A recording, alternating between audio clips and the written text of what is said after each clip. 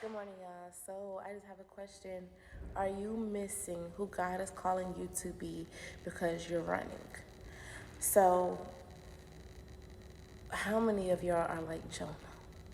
And you're just like, God, I see who you want me to be, or you're showing me bits and pieces, but I ain't ready for that. Like, I ain't ready. This is not the life that I had planned. This isn't, the direction. So let me give you my plans because I think this will work a whole lot better. Listen, I don't see myself as such and such. And I'm sure David, Amos, they didn't see themselves preaching. They were all minding when God got people, they were all minding their business. Like, David, me? I'm gonna be the one to fight Goliath? Like, are you sure about that? Like, I have no training whatsoever. Amos, like, you want me to preach? Listen, I was minding my business. Sir, like, God, like, you came and got me. Like, but when God chooses you, Ezekiel, the valley of dry bones, God wants you to be a prophet. Um, can these dry bones live? God, I don't know. I don't listen, only you know. I don't know. There's like reading it can come off in so many ways. Like, God, I don't know. Listen, I'm tired. Listen, life has really been hard. I don't know. Right now, what I see is all I can see.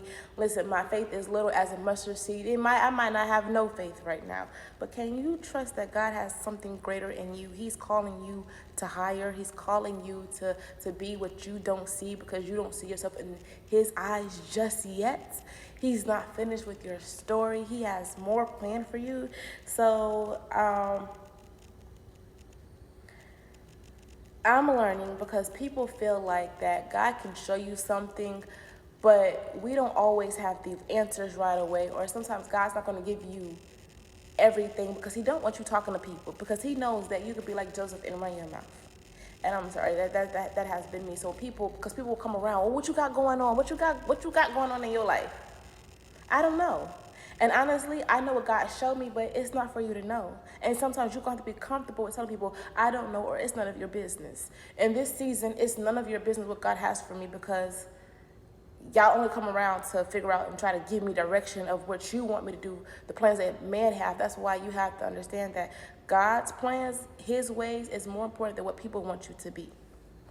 So be okay with saying, I don't know, because we are not supposed to know the plans He has for us. God will give us a glimpse of, yep, this is who you're going to be. Yeah, you see yourself teaching. You see yourself at whatever it is that God shows you. You're a business owner. You're going to own your own shop, or you're going to be in this type of environment of the workplace. Like, okay. Like, I mean, I'm working here right now, or, but you have to go on a journey with God to start healing. You have to go on a journey with God to start working on things. Can you give God you? Can you allow Him to come into your heart and give God you so He can start working and mending the pieces together and start allowing yourself to see yourself out of the lens of your Father and not your own. We are here for God plans. So if you are going off your plans, you will always fail and be mad because you want what you want. We want what we want. When we don't know the life that God has for us and we're just living suppressing, we're going to do what we want to do. Like, yeah, we go to church on Sundays before we really start walking with God. We doing what we think that we should, as long as I'm treating people good, like, hey, I'm going to get my career. We got our plans written out. This is my plans, but we have to sit back. God, what is your plans for me? What is your plans for me?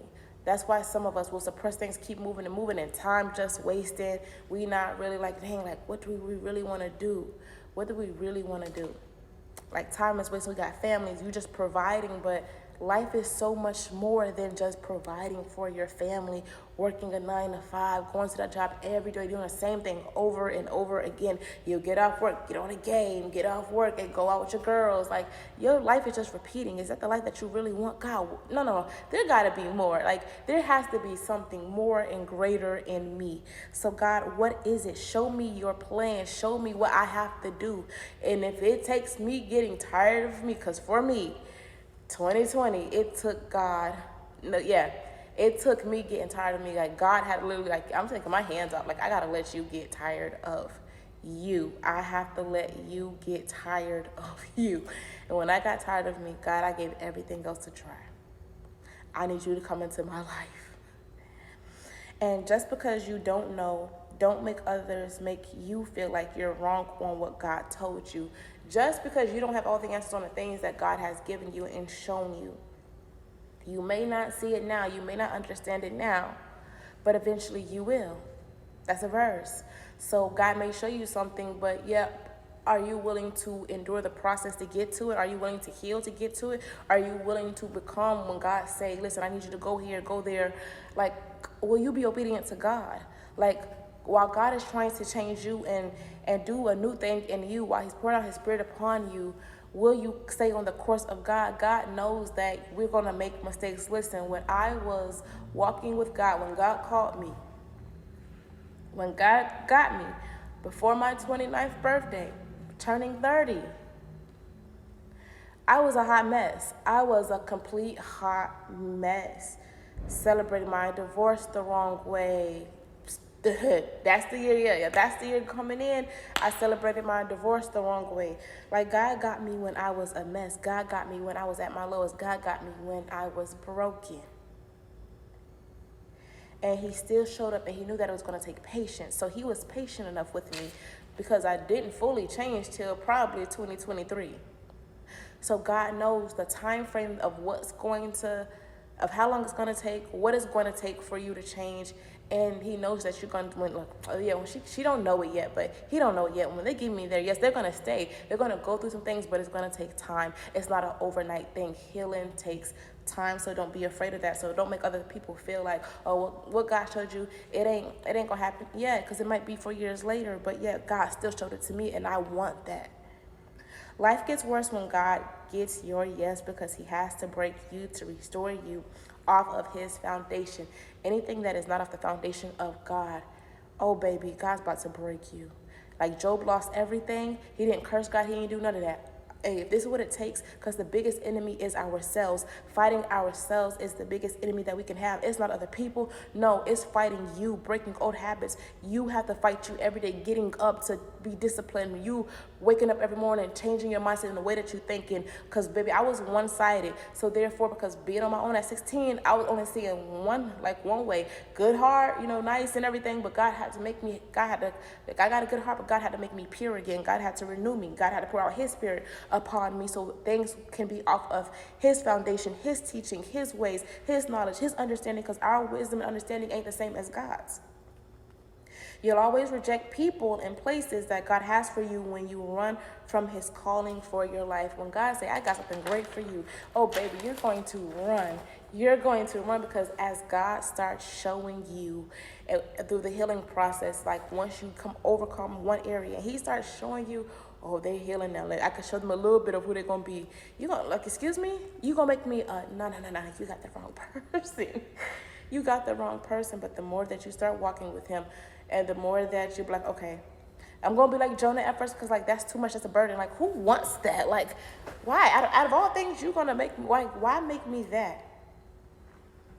But the greater the conflict in your life, the things that, like, when you start looking back at your life, you'll understand, like, the things were so heavy, especially as a child, to tear you down, because the conflict, the greater the call. You were, like the song, The Call, you were grace for what God has for you. You may not see it now, but you were grace for what God has for you. The calling on your life, you're going to be impactful, so stay with God as you walk with him. Be careful how you handle who God is keeping. Be careful how you handle who God is keeping. Stop looking at what their life is looking like or what they are going through. Like, people, listen, David made so many mistakes. Like, so people keep looking at your life like, well, you ain't gonna be nothing. Look where you at right now. Jonah made mistakes. So Jonah was like, no, God, because I'm not going to Nineveh, because all you're going to do is save them anyway. Let them get what they deserve. But that was not Jonah's call. David, he got Uriah killed. So as you're going through the process, as you're walking on the journey with God, you're going to make mistakes. But yet, when God is sending you to the Bible and the Word and people, please do not make these same mistakes. I know that your walk isn't going to be perfect. I know that things are going to happen along the way because fear is going to come in. But the more you walk with God, you'll start overcoming that. You're going to make some mistakes. David got Uriah killed. Like, he was good at obeying God. He defeated Goliath, like everything that God asked him to do. Like, David knew, even when it came down to Saul, like, I can't touch Saul because that's still God's child. He's still anointed. He was appointed to be king. God appointed him for a reason. So therefore, God will give us the knowledge and the wisdom to understand. Listen, certain people that we can't even put our mouth on because they may be an enemy, but they're still appointed and being used by God in some type of way. So therefore, pray for your enemies. And God will say, do not pray for your enemies. And then when people are coming against you that he did not send, then those are the ones that you pray against. But see, David made the mistake of with Bathsheba. He got her pregnant, then got her husband killed. So can you, as you're learning from David, you're going to make some mistakes, but if there's some big mistakes that you can avoid, try not to make those same mistakes. So when God is teaching you on the journey and sending you to people, hey, listen, they made these mistakes. I don't want you to make these same mistakes. If you're going to make mistakes that's small. Make mistakes that, like, aren't big as this. Don't let it be costly. Because David and Jonah got one thing in common. They've been running. They've been running from the enemy. Like, don't you know that God is with you and for you? Listen, we not running from the enemy. We are not running. Don't run because of your feelings. Don't run because what's the call on your life. Like, God, listen, I'm going to do what I want to do. No, God, I'm going to stand here. I know that you said that I'm going to be something great. You're showing some of us that we're going to be teachers. We're going to be evangelists. We're going to be missionaries. We're going to be leaders. We're going to be impactful. We're going to have titles that we don't even want because we know what comes with it. We know that some of these titles come with being alone for a while. But yet it ain't the title that we want. We running from it. But in this season of our lives, let's not run. They ran. They've been running. David been running for a while. Jonah. I ain't running from no enemy. Listen, with David, I'm not running from no enemy. Jonah, we're not running because we don't want to do something because we know what God's going to do. No, people deserve to be saved. So in this time of your life, while you're on the process with God, how are you handling your storms, your trials, and your tribulations? Are you growing from them? Because it says, count it all joy. Count it all joy for the things that we got to go through because it strengthens you, especially when it's from God. Now, when things come your way and it's not from God, it's going to cause more pain. It's going to cause more stress. But when God is in it, it comes with peace. You're going to learn and grow from it. When God chooses you, we won't look like it at all. When God chooses you, we won't look like it. We won't look like it all of our life. Just because I look a mess right now, just know God chose me no matter the mistakes. God chose you no matter the mistakes. He knows you're going to make mistakes. God knows that you're going to do things and get in your way. He knows everything. So while you're walking with God, God will try to show you to get you to pay attention, to avoid. But sometimes we miss it. We don't always get it right walking with God, and that is okay. But at the end of the day, when God said, I chose you for this particular thing, I chose you. But we can delay it. We can stop it. And we have to stop doing that. We have to, like, God, I trust whatever you're making me to be. God, I'm going to endure the process. I'm going to trust you that, God, as I go through it, it may not be easy, that you're not going to stop trouble from coming my way. But please be with me in the storms. Be my fortress. Be my refuge. You got to start talking with, I'm going to put on the armor of God. And I'm going to stand still. I got the helmet of salvation. I got the breastplate of righteousness.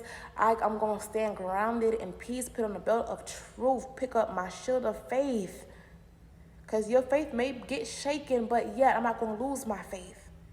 I'm not going to curse God when it gets hard. And we picking up the sword of truth. Like, you got to know what to say. Because the enemy is saying, you got to flee in this season. So just because we're not looking like what God said, it doesn't mean that you're still not chosen, because eventually you will. Don't give up on what God showed you. When you give God your yes, stick with God and see it through. Do not quit, because it is going to get heavy. It is going to get so heavy. You won't be like, God, I don't know. Listen, I don't know what you got for me, but I ain't the one. But then again, change your words, because we are the one. We are the one that God chooses. So don't run from what God is calling you or showing you. Don't worry about if you're going to be alone, because you're never alone. You may have to walk it by yourself sometimes, and that's a great gift.